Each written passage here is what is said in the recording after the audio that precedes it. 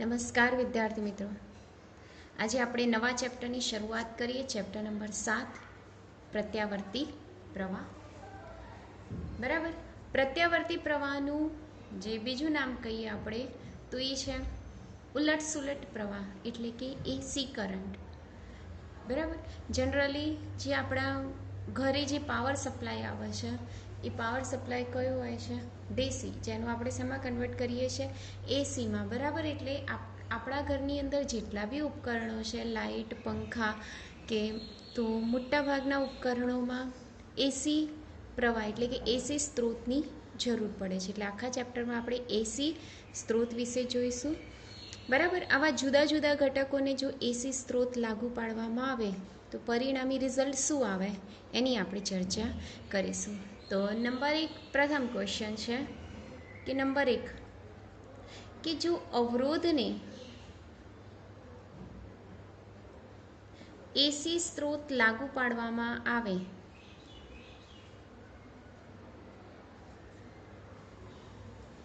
અવરોધકને એસી સ્ત્રોત લાગુ પાડતા. બરાબર. અવરોધક એટલે આપણી પાસે ખબર છે કે દરેકને ખ્યાલ છે અવરોધ એટલે એનું કંઈક સંજ્ઞા આ રીતે થાય છે, જેને આપણે શેના વડે બતાવીએ છીએ? આર વડે. એને એક્રોસ આપણે એક એસી વોલ્ટમીટર જોડી દીધું આ રીતના. આ જે સંજ્ઞા છે એ શેની બતાવે છે? એસીની, જેને આપણે વી કહી દઈશું. એક છેડો માઇનસ, એક છેડો પ્લસ.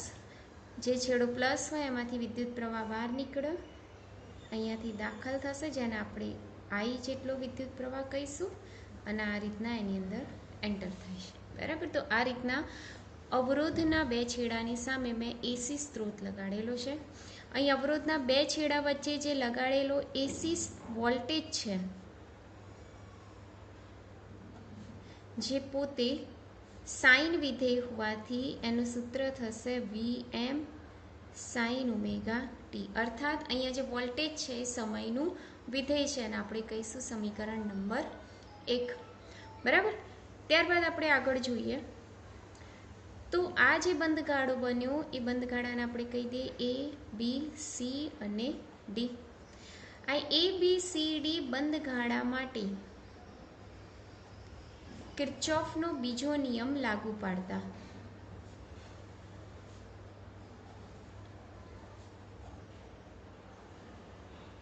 બરાબર. કિર્ચોફનો આપણે બીજો નિયમ લાગુ પાડીએ તો કિર્ચોફના બીજા નિયમની શરૂઆત કરીએ એ બિંદુથી, જેને આપણે કહીએ વી એ. આગળ જાઓ. આપણી દિશા, પ્રવાહની દિશા કેવી છે? પરસ્પર વિરુદ્ધ, એટલે ચિહ્ન આવશે પ્લસ. વિદ્યુત પ્રવાહ એનો છે આઈ, અવરોધ છે એનો આર. એનાથી આગળ જાઓ, શું આવે છે? એસી વોલ્ટેજ, જેનો છેલ્લો છેડો કયો આવે છે? માઇનસ, એટલે આપણે અહીંયા મૂકીશું માઇનસ. એનું વોલ્ટેજ છે વી, અને બરાબર એ બિંદુ આગળ સ્ટોપ કરવાનું એટલે વીએ.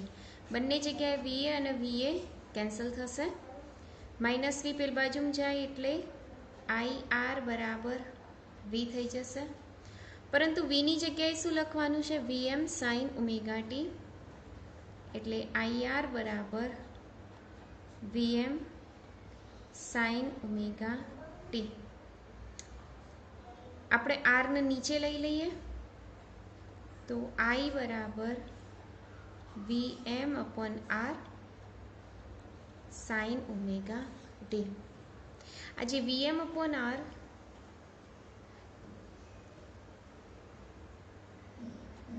બરાબર ઓમના નિયમ અનુસાર આપણે એને શું કહીશું? આઈએમ. તો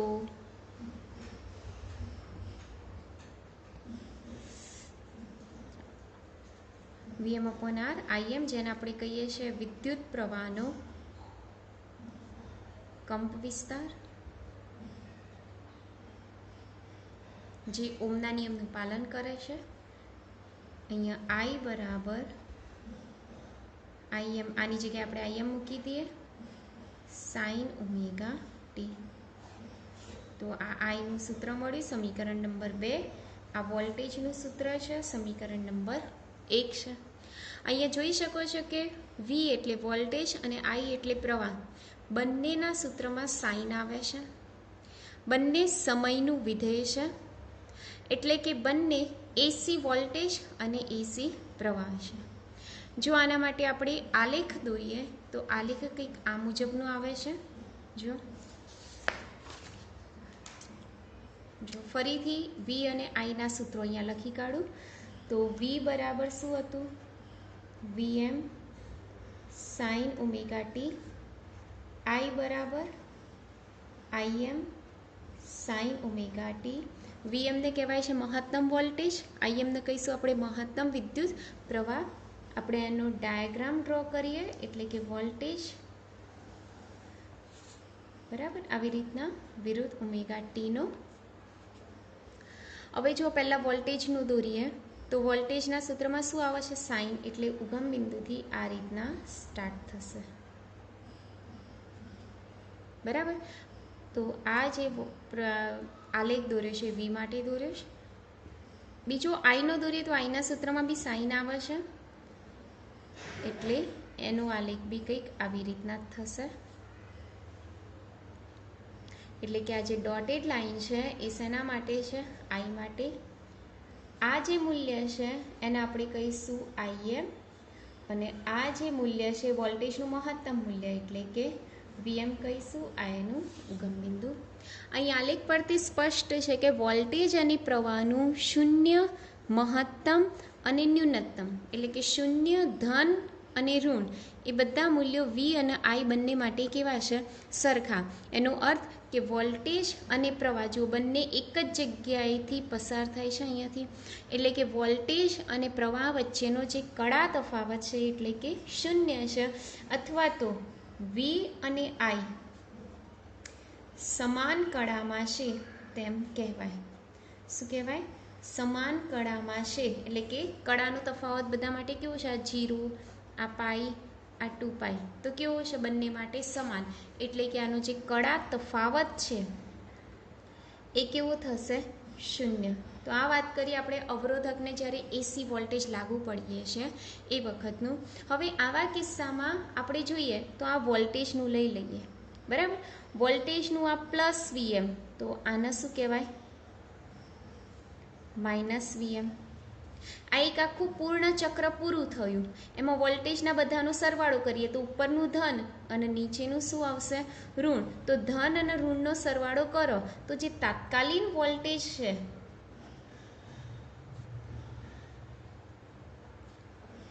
નો સરવાળો કેવો મળશે, શૂન્ય મળશે। એટલે તાત્કાલિક વોલ્ટેજ હોય અથવા તો તાત્કાલિક પ્રવાહ હોય એનો સરવાળો કેવો મળશે, શૂન્ય। પરંતુ તાત્કાલિક પાવરનો સરવાળો શૂન્ય મળતો નથી, એટલે કે તાત્કાલિક પાવરનો સરવાળો શૂન્ય મળતો નથી। કેમ શૂન્ય નહીં મળતો, તો જોઈએ આપણે નીચે, તો આપણે વાત કરી લઈએ અહીંયા પાવરની। ચલો પી બરાબર એવું લખીએ છીએ આપણે I² R આવી રીતના બરાબર। આઈની કિંમત મૂકી દઈએ, શું થાય છે, Im² sin² omega T into R બરાબર। હવે સરેરાશ પાવર એટલે કે આપનો સરવાળો કરી દઈએ તો આવી રીતના લખાય,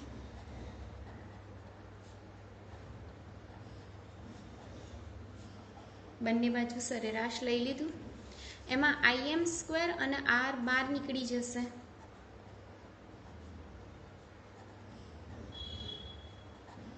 અંદર શું રહેશે, sin² ઓમેગા ટી। ખ્યાલ આવ્યો, અને આપણે કહી દઈએ સમીકરણ નંબર 3। હવે જે આ સરેરાશ મૂલ્ય છે sin² ઓમેગા ટી, એની કિંમત આપણે શોધી નાખીએ। અહીંયા જુઓ ધ્યાનથી, સરેરાશ દૂર કરીએ એટલે અહીંયા સંકલન થઈ જાય, અહીં 0 થી ટી મૂકો તો 1/t થઈ જાય, અંદર રહેશે sin² omega T into DT.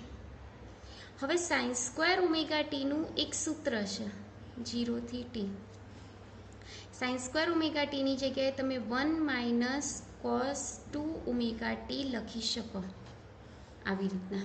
એટલે sin² નું એક સૂત્ર છે 1 - cos 2 ઓમેગા ટી અને બાય 2, આવું એક સૂત્ર છે। હવે આને છૂટા પાડીએ આપણે, તો જુઓ છૂટા પાડવામાં શું લખીએ છીએ, કે 1/t એમના એમ સંકલન 0 થી t, પહેલા 1/2 dt कर दिए, પછી માઇનસ 1/t સંકલન 0 થી t cos 2 omega t upon 2 into dt. ખ્યાલ આવી ગયો? એટલે આ જે પદ હતું આ પદ એને મેં બે ભાગ પાડી દીધા, એક 1/2 વાળું ને cos 2 ઓમેગા t બાય 2 વાળું. બરાબર? એટલે આ ભાગાકારની જગ્યાએ મેં આ રીતના છૂટા પાડી દીધા. હવે થોડુંક સાદું રૂપ આપી દઈએ તો 2 બહાર લઈ લઈએ એટલે 1/2t થઈ જશે, અંદર 0 થી t dt.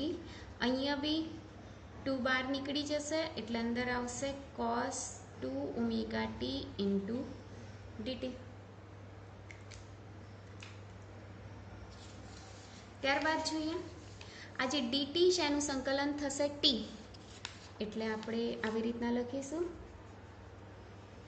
sin square omega t બરાબર 1/2t, અંદર t લિમિટ આવશે 0 થી t. ચલો ત્યારબાદ આ જે cos દેખાય છે cosનું સંકલન થાય પ્લસ સાઇન. બરાબર? એટલે એની અંદર માઇનસ 1/2t. cosનું સંકલન શું થશે? sin 2 ઓમેગા t, અને ઓમેગાની ટીની જોડે 2 ઓમેગા છે એટલે 2 ઓમેગા છેદમાં બી આવશે 0 થી t. બરાબર? આવી રીતના સાદુરૂપ. હવે લિમિટ મૂકો તો 1/2t એમના એમ, એક વખત ટીની જોડે કેપિટલ ટી મૂકો, માઇનસ 0. અહીંયા 2 તો બહાર નીકળી જશે એટલે 1/4t ઓમેગા થઈ જશે. ચલો અંદર sin એમના એમ 2 એમના એમ, ઓમેગાની જગ્યાએ 2π/t મૂકો અને ટીની જગ્યાએ કેપિટલ ટી મૂકો. મૂક્યું? માઇનસ હવે ટીની જગ્યાએ શું મૂકશો? 0. તો તમે ટીની જગ્યાએ 0 મૂકો તો આખે આખું આ પદ કેવું થઈ જાય? 0. એટલે હું અહીંયા લખી કાઢું છું sin 0. બરાબર? આ મૂકી આપણે લિમિટ.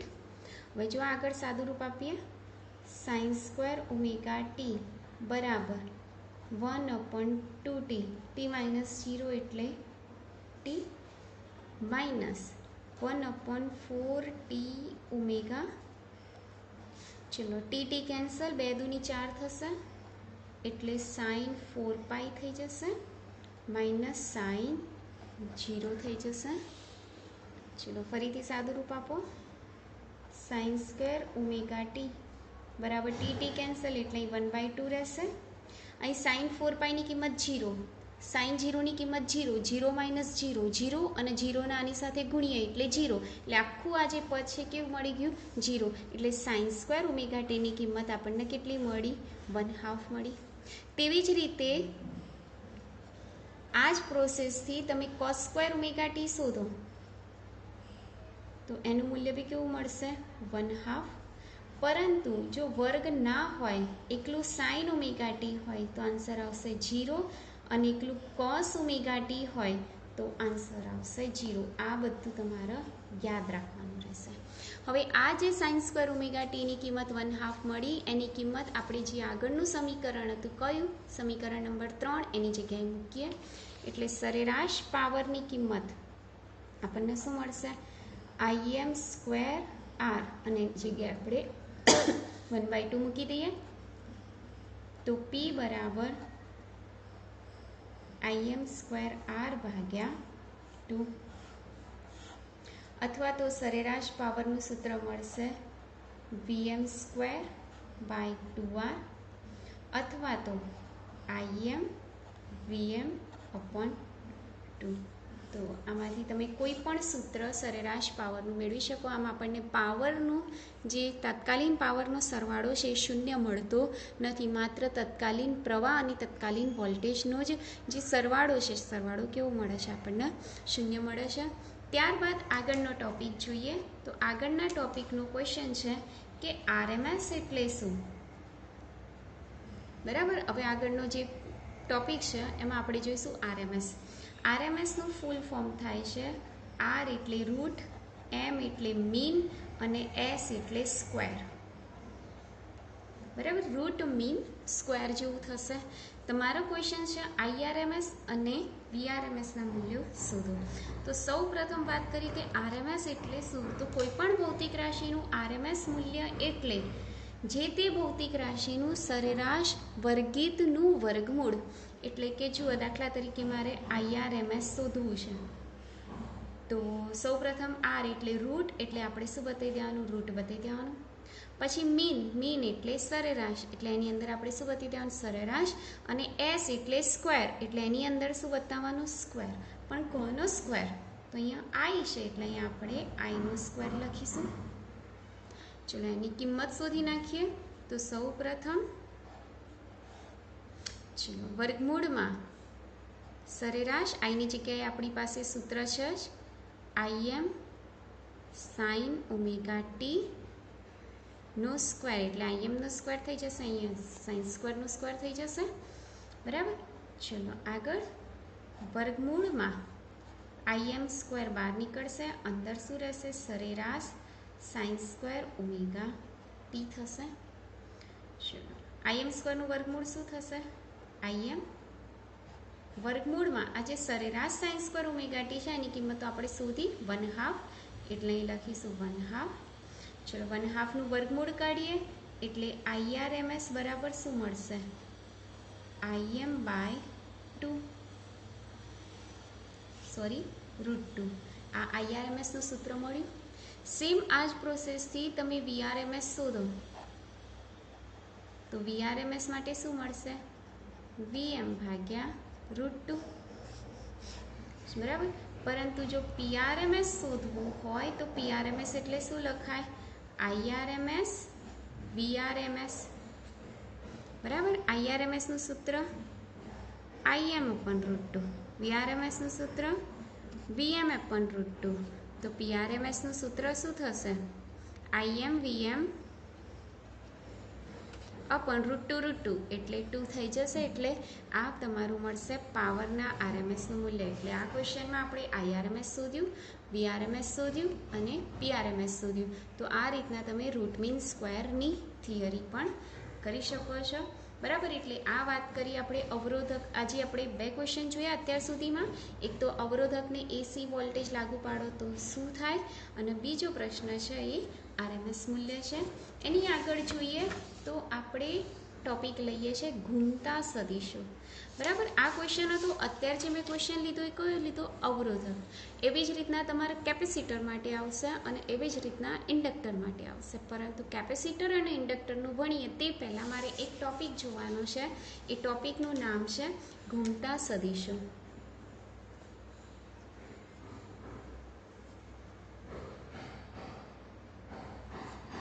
બરાબર, ઘૂમતા સદિશના બીજા શબ્દોમાં શું કહીએ છીએ આપણે? ફેઝર. આ રીતના. તો એના માટે એક XY સમતલ લઉં છું આવી રીતના. બરાબર, આ X અને આ Y અક્ષ, જેની અંદર એક સદિશ બતાવું છું. આ V માટેનું છે, જેનું આ મહત્તમ મૂલ્ય. બરાબર, આને આપણે કહીએ છીએ આટલું મહત્તમ મૂલ્ય. બીજો સદિશ લઈએ છીએ I. આ I માટેનો અને આ છે V માટેનો, અને આના માટે મહત્તમ મૂલ્ય લઈ લઈએ. ચલો, કોઈ સમયે I અને V X સાથે બનાવેલો ખૂણો કેટલો છે? Omega T. બરાબર, હવે આના માટે અહીંયા ફેઝર ડાયાગ્રામ આવી રીતના ડ્રો કરી શકાય. ચલો, V અને I બંને સાઇન વિધેય હોવાથી બંને ઉગમ બિંદુમાંથી શરૂ થશે. એટલે V નું આપણે કંઈક આ રીતના અહીંથી સ્ટાર્ટ કરીશું, આવી રીતના. બરાબર, તો આટલું જે મૂલ્ય છે એ મૂલ્યને આપણે શું કહીશું? અહીંયા આપણે બતાવી દઈએ. આ વોલ્ટેજ માટેનો દોર્યો છે V. બરાબર, આ શેના માટેનો દોર્યો છે? V માટેનો. એટલે આ જો મહત્તમ મૂલ્ય આટલેથી આટલે સુધી બતાવી દઈએ તો આ જે મૂલ્ય થશે એ કયું થશે? VM sin omega T1. એટલે T1 સમયે મેં એક આલેખ દર્શાવ્યો છે. આ સમયગાળાને આપણે કીધીએ T1. ચલો, એ જ વખતનું મારે પ્રવાહ માટેનો દર્શાવવો છે આ રીતના. તો પ્રવાહ માટેનો કંઈક આ રીતના થશે.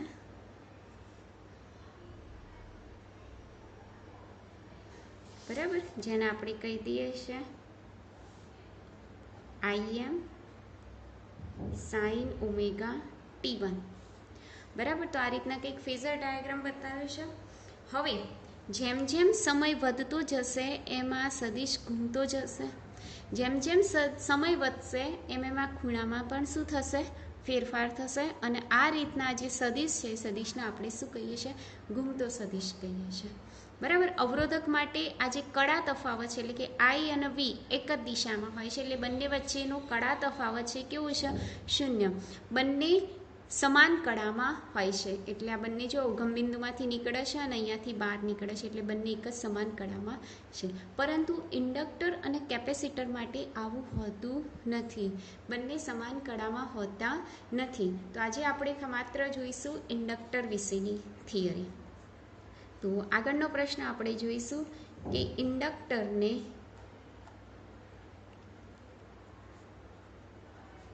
એસી સ્ત્રોત લાગુ પાડતા. તો એના માટે મારે સર્વપ્રથમ એક ઇન્ડક્ટર બતાવવું પડશે. એટલે આ એક ઇન્ડક્ટર.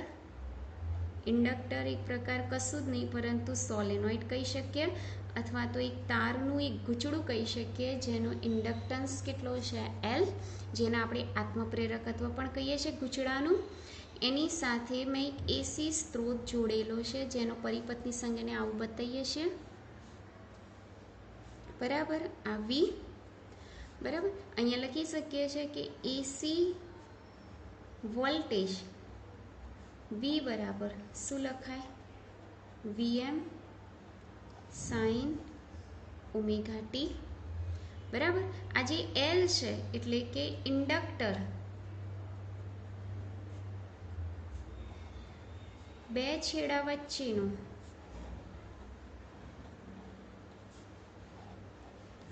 વિદ્યુત સ્થિતિમાનનો તફાવત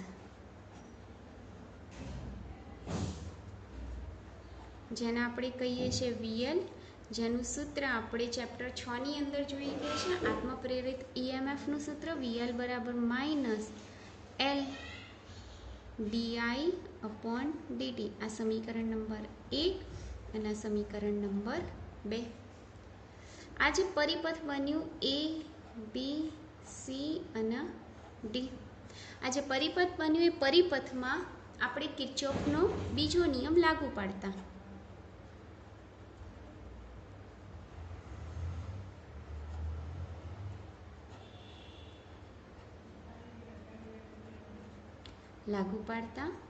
બરાબર, બીજા નિયમમાં આપણે સિગ્મા જે E હોય વોલ્ટેજ એ કેવું મળે છે? 0. એટલે અહીં લખી શકીએ કે કેટલા વોલ્ટેજ છે? V વત્તા VL બરાબર શું થાય? 0. કિંમત મૂકી દો. V ની જગ્યાએ કેટલા લખશો? Vm sin omega T. VL ની જગ્યાએ કેટલા લખશો? માઇનસ L di/dt અને બરાબર 0. માઇનસ વાળું પદ બરાબરની પેલી બાજુ મૂકીએ તો માઇનસ વાળું પદ પેલી બાજુ જાય એટલે શું થઈ જશે? પ્લસ થઈ જશે. એટલે આપણે આગળની થિયરી જોઈએ. તો જો માઇનસ વાળું પદ પેલી બાજુ જાય એટલે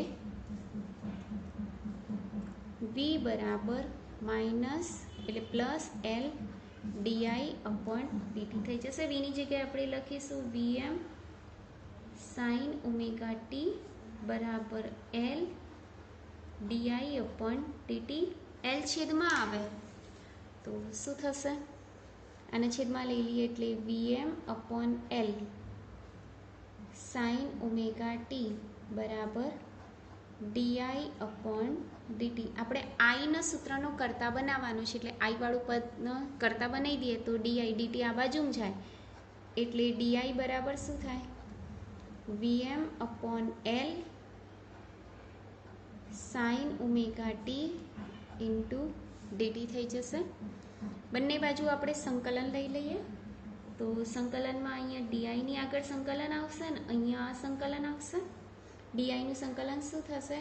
I Vm upon L એમના એમ sin નું સંકલન માઇનસ cos ઓમેગા T અને અપોન ઓમેગા થઈ જશે. ઓમેગાને આપણે અહીંયા લઈ લઈએ તો I બરાબર Vm અપોન ઓમેગા એલ અને અહીંયા રહેશે માઇનસ કોસ ઓમેગા ટી. બરાબર, આ જે સમીકરણ મળ્યું. હવે આની અંદર થોડુંક ચેન્જીસ કરીએ. થોડુંક એટલે શું, આજે માઇનસ કોસ ઓમેગા ટી દેખાય છે. બરાબર, માઇનસ એમના કોસ ઓમેગા ટીની જગ્યાએ શું લખાય? Sine pi by 2 minus omega T. આ માઇનસ નિશાની બહાર કાઢી દઈએ તો પ્લસ થઈ જાય, એટલે આની જગ્યાએ શું લખાશે? Sine omega T minus pi by 2.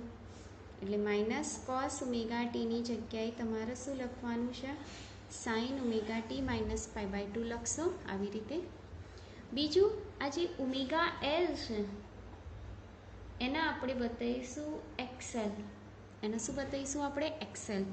જેને કહીશું આપણે ઇન્ડક્ટરનો અવરોધ, એટલે કે ઇન્ડક્ટિવ રિએક્ટન્સ. બરાબર, આ જે એક્સેલ છે એટલે કે એનું એકમ ઓમ થાય છે, કારણ કે અવરોધ જ છે એટલે એકમ કયો થશે? ઓમ. OHM થશે. બરાબર, આથી ઓમેગા એલની જગ્યાએ એક્સેલ મૂકીએ એટલે કે VM અપોન એક્સેલ એના બરાબર શું લખીશું આપણે? IM, જેને આપણે કહીશું મહત્તમ વિદ્યુત પ્રવાહ કહીશું. હવે આ કિંમત આપણે અહીં મૂકી દઈએ તો I બરાબર શું થશે? IM. પછી આ જે માઇનસ કોસ ઓમેગા ટી છે એની જગ્યાએ શું લખીશું? Sine omega T minus pi by 2. આ વિદ્યુત પ્રવાહનું સૂત્ર મળ્યું આપણને. બરાબર, આને આપણે કહી દઈએ. ગઈ વખતે જોયું એની આગળ જોયું આપણે આઈનું સૂત્ર, વીનું સૂત્ર હતું જેમાં માત્ર શું આવતું હતું? સાઇન ઓમેગા ટી, સમીકરણ નંબર 1. અને અહીંયા આપણે જોયું આઈનું સૂત્ર જેમાં સાઇન આવે છે પરંતુ omega T minus pi by 2. આનો અર્થ શું કહી શકાય? કે પ્રવાહ એ વોલ્ટેજ કરતાં પાઈ બાય 2 જેટલો પાછળ છે, બાદબાકી છે એટલે શું કહેવાય? પાછળ. એટલે અહીંયા લખાય કે I એ V કરતાં પાઈ બાય 2 જેટલો પાછળ છે, કળામાં, સમાન કળામાં નથી.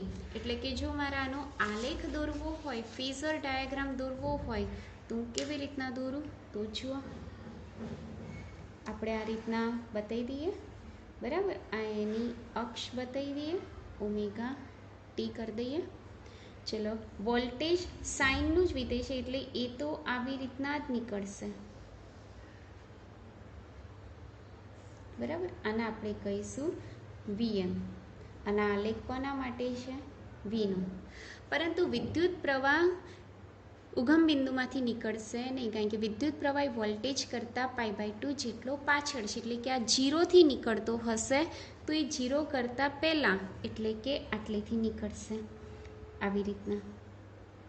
બરાબર, અહીંયાથી આપણે સ્ટાર્ટ કરી દઈએ એટલે કે અહીંયા આમ કહી શકાય કે અહીંયાથી નીકળે છે. બરાબર, એટલે આ રીતના. જ્યારે આ મહત્તમ હશે ત્યારે વિદ્યુત પ્રવાહ કેવું હશે? 0. અને જ્યારે વોલ્ટેજ 0 હશે ત્યારે પ્રવાહ કેવો હશે? મહત્તમ. ફરીથી જ્યારે વોલ્ટેજ મહત્તમ હશે ત્યારે પ્રવાહ કેવો હશે? 0. અને જ્યારે વોલ્ટેજ 0 હશે ત્યારે પ્રવાહ કેવો હશે? મહત્તમ.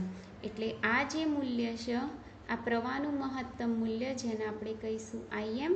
અને આ જે ડોટેડ લાઇનથી બતાવ્યો છે કોનો પ્રવાહ આલેખ છે? આઈનો. અને આ એનું ઉગમ બિંદુ.